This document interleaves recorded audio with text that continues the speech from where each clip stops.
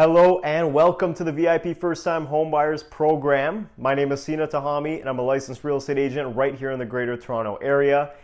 And I'm very excited to bring these programs to you guys in order to educate you, give you the information that you need in order to go out there and either purchase your first property, buy pre-construction, invest, or when it comes time to selling your home. So let's go ahead and let's jump right into it. The Real Estate Insiders Vault was created in order to educate you when it comes time to either selling or purchasing your largest asset so you can make an informed decision. So a little bit about myself and the Real Estate Insiders Vault. My name is Sina Tahami, like I mentioned. I'm a licensed real estate advisor right here in the Greater Toronto area. I lead a real estate team in the city of Vaughan. Combined, our team's got over 29 years of experience to bring to you. And both our team and our brokerage's home is right here in the city of Vaughan, but we do cover all the Greater Toronto area. So our overall goal with the Real Estate Insiders Vault is to make sure that we educate you as much as possible before you go out there and partake in either purchasing your first property, selling a home, or investing in real estate or pre-construction. So that's the overall goal with why we created these programs for you. And at the end of the day, we hope that this brings value to you. So stick around to the end because I do have a few things that I'm going to be giving away for free that will help you in order to purchase your first home. So let's jump right into it. So what are we going to be talking about in the First Time Homebuyers program? I want to cover 3 areas that's super critical when it comes time to purchasing your first home in Ontario. So first of all is, of course, this step-by-step process. How does it even look when it comes time to purchasing a home? It may sound super easy, but there is a few crucial steps that you need to go through in order to get from the beginning till the end. So we're going to be going through all the way from meeting the agent who you choose to work with, all the way until the end when you get your keys and get to move into your new home. Next up, we're going to be talking about the upfront costs and incentives that you'll have to pay up front in order to purchase a property in Ontario, as well as different incentivized programs from the Government of Canada that they're currently offering in order to make it a little bit easier to get into the real estate market. So we're going to be covering all of that. Next, we're going to be talking about the key considerations that you should be careful of before you purchase your property. This is a few things that you should be cautious of and a few things that you may want to avoid when it comes time to buying your first property. So let's go ahead, let's get started with the step-by-step process. So step-by-step process, as you can see right on the board right next to me, step number 1 is obviously meeting with your agent. Whether that's somebody like myself or another agent who you choose to work with, you want to make sure that it's somebody that you like, trust, is reputable, has good communication, and will have your best interests at heart. That's the most important thing when it comes time to choosing a realtor. So you meet with your agent, you're able to create a game plan for you based on your situation and where you stand. Then after that, you'll be connected to a mortgage advisor, or if you happen to know your own mortgage advisor or want to go directly with your bank, then you could go ahead, chat with them regarding getting a pre-approval.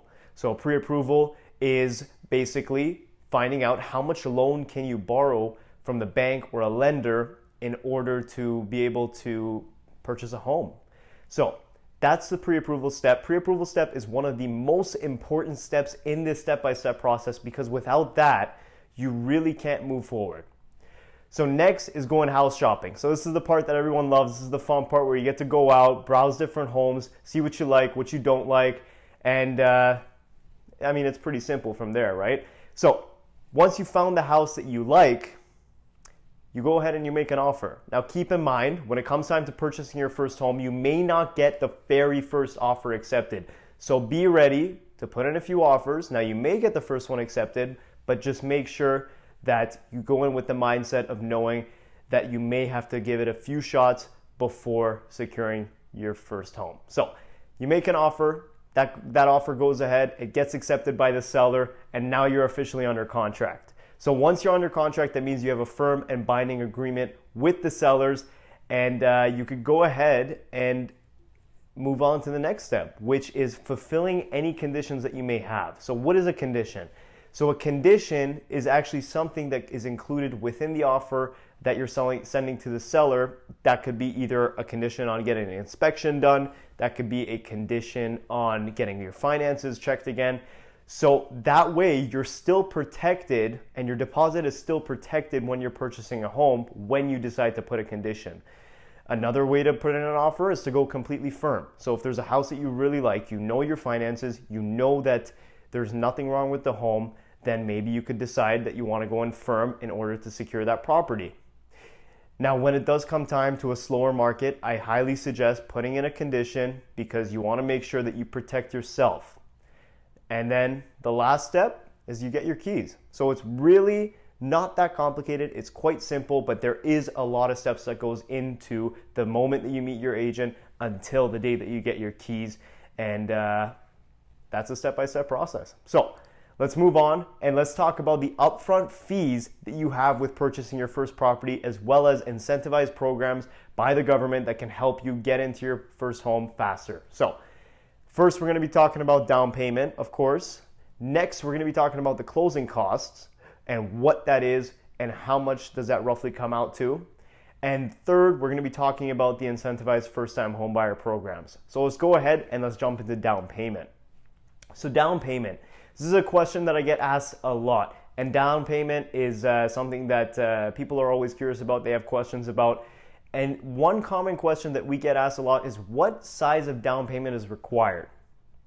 So it all comes down to the purchase price of the home as well as your affordability for your mortgage. So between $500,000 or less, you actually could put a minimum of 5% down on the purchase price, which comes out to $25,000. Between $500,000 to $1 million, you put 5% of the first $500,000 of the purchase price, 10% for the portion of the purchase price above $500,000. So for example, if we're buying a $600,000 property, you're putting 5% of $500,000, which is $25,000, and then you're putting the difference between $500,000 to $600,000, which is $100,000, so you're putting 10% of the difference. So that comes out to be a minimum down payment of $35,000 to purchase a $600,000 property here in Ontario.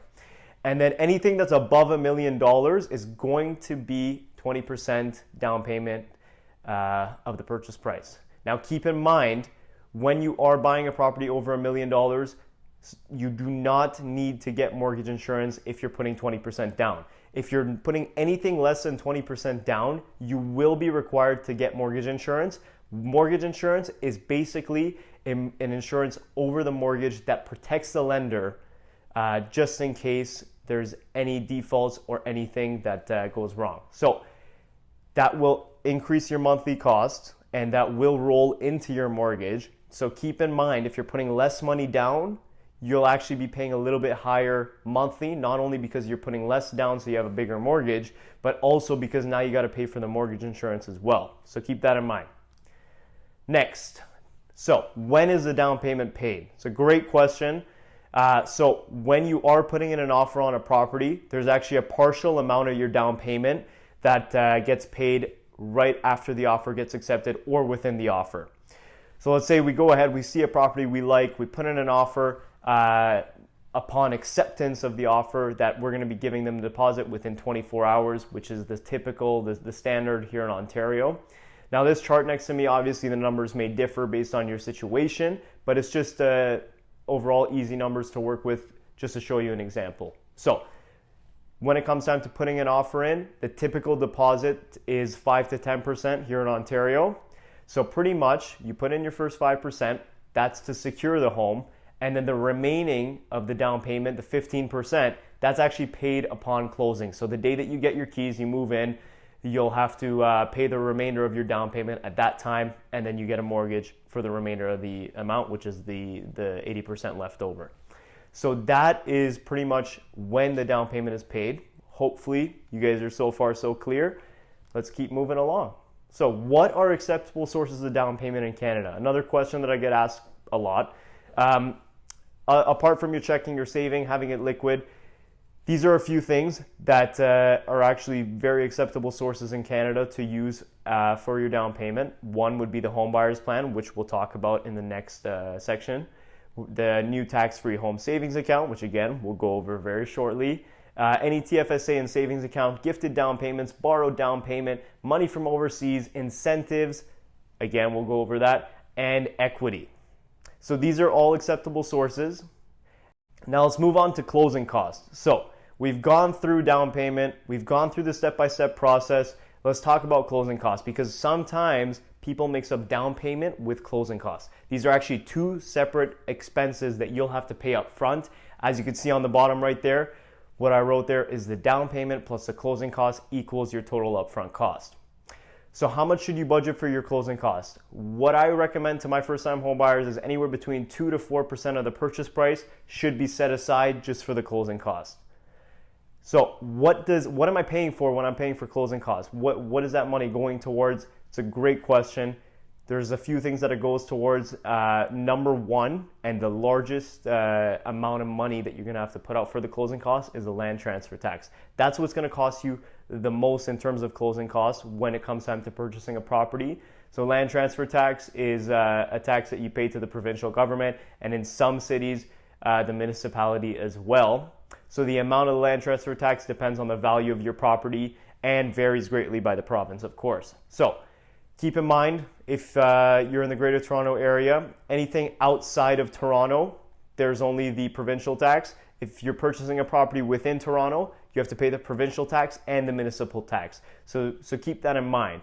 Your land transfer tax may actually be double if you're looking for a property in Toronto as opposed to, let's say, somewhere in Vaughan.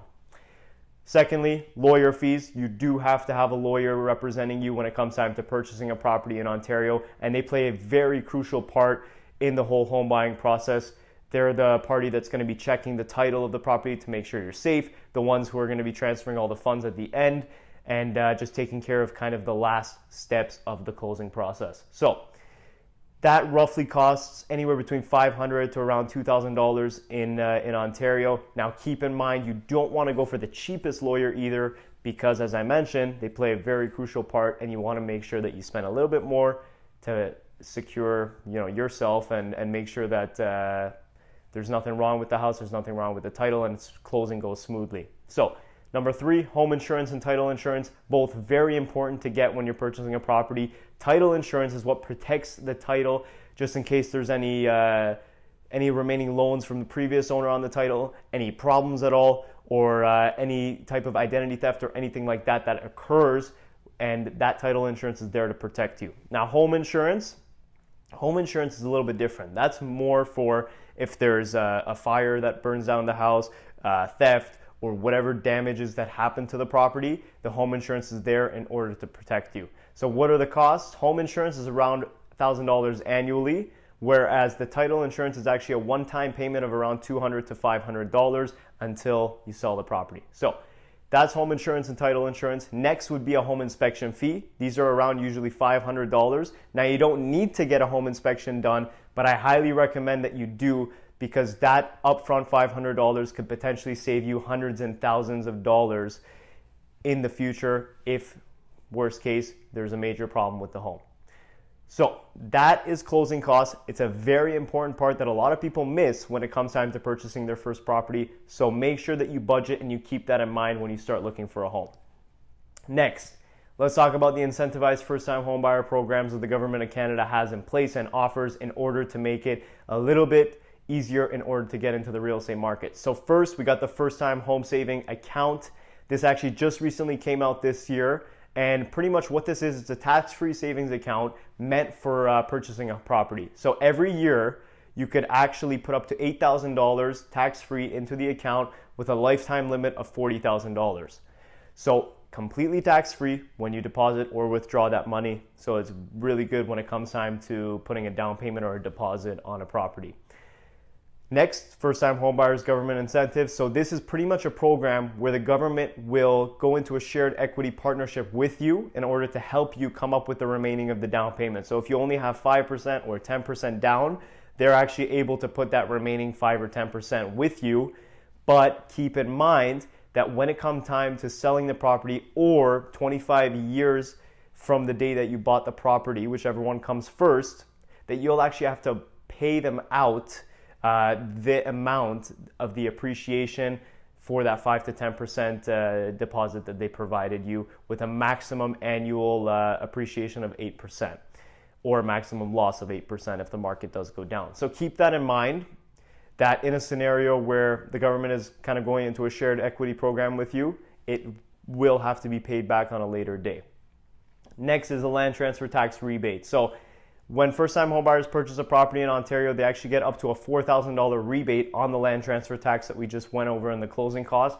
And in Toronto, all the way up to almost $4,500. So that is those three programs there. And the last one is the homebuyers plan. So the homebuyers plan actually allows you to withdraw up to $35,000 from your registered retirement savings plan, so your RRSP, tax-free in order to go ahead and buy your first property. So using all these kind of different tactics, potentially combining a few, you could actually go ahead and use these and leverage these in order to be able to get into your first property faster. Now keep in mind, if you have any questions about these programs or anything that I'm going through, feel free to reach out. I'm going to have all my contact information at the end here. You'll be able to find our information wherever you're watching this right now, so keep that in mind. Next up, key considerations before purchasing your property. So make sure that these steps right here that I'm talking about, you want to make sure that you consider these, and that potentially some of these you want to avoid when it comes time to looking for your first home. So number one, you got to be ready to make an offer.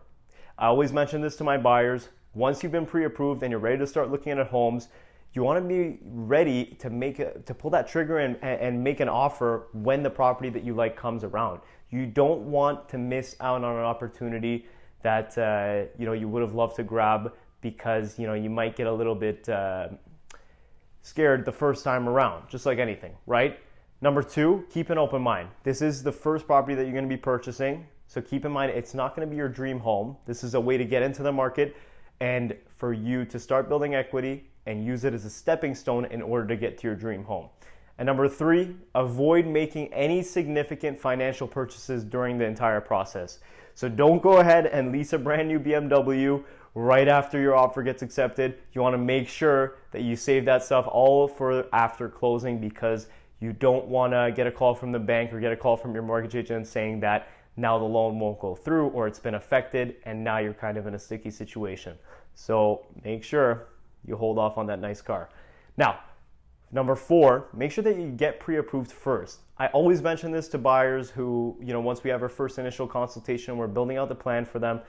Pre-approval is the first step. After we meet, the next step from there is to get your pre-approval. That way you know the budget that you're going to be working with. When we know the budget we're working with, we know what areas we could target, we know what type of homes that we can afford, and it just saves a lot of time for yourself. And that way, you don't have to kind of be all over the place thinking, oh, am I able to move into this area? Are we able to get a house, a condo? What are we looking at? It'll really give you a lot of clarity when it comes time to buying your first home. So those are a few key considerations that you should remember when it comes time to purchasing your first property. Now, lastly, before we wrap up the program here, I wanted to go over the buyer's roadmap with you. This is a common question that I get asked, and something that not a lot of people are too clear on, and that's, from the day that you get pre-approved, how soon can I be moved into my new home? So that all honestly depends on what kind of specific needs you want. How picky are you with what you're choosing, what you want to purchase, and your wants and needs. But pre-approval typically could take as little as 1 to 2 days, all the way up to 1 month, depending on your financial situation. Maybe you have some lines of credit that you want to pay off first before going to get pre-approval, pay down some credit cards or other strategies to help you improve that loan amount that you're going to be getting from the lender or the bank. Next is the house shopping part. So obviously that's going to take some time in order to go out there, view a few homes, get a good feeling of what's out there, what you like, what you don't like. That could take as little as less than a month, or it could take all the way up to 2, 3, 4 months even. So I've seen both sides of the table. And next is getting your offer accepted. So when you get your offer accepted, the typical closing in Ontario is anywhere from as little as usually 30 days, sometimes even sooner, all the way up to 90 to 120 days. So it could take pretty much roughly the average is around 2-3 months from the time you get your offer accepted until you actually get your keys and get to move into your property. So all that together, you're actually looking at around 4 to 6 months before you get your keys and get to move into your home and enjoy it. So when it comes time to wanting to purchase your first property, it's never too soon to meet with an agent and start chatting about it. And that's everything. That's the First Time Homebuyers program in the Real Estate Insiders Vault. I hope that it was valuable for you guys. I hope that you were able to learn a few things that you may have not known before. And I did mention that I do have something free that I want to give you guys, and that is a First Time Homebuyers calculator. There's going to be an attachment somewhere below where you'll actually be able to download a free calculator that could show you how far you are from home ownership based on your savings, finances, and a couple of other things. So go ahead, download that free calculator. And if you have any other questions, feel free to reach out to me. I'm always just one text or call away.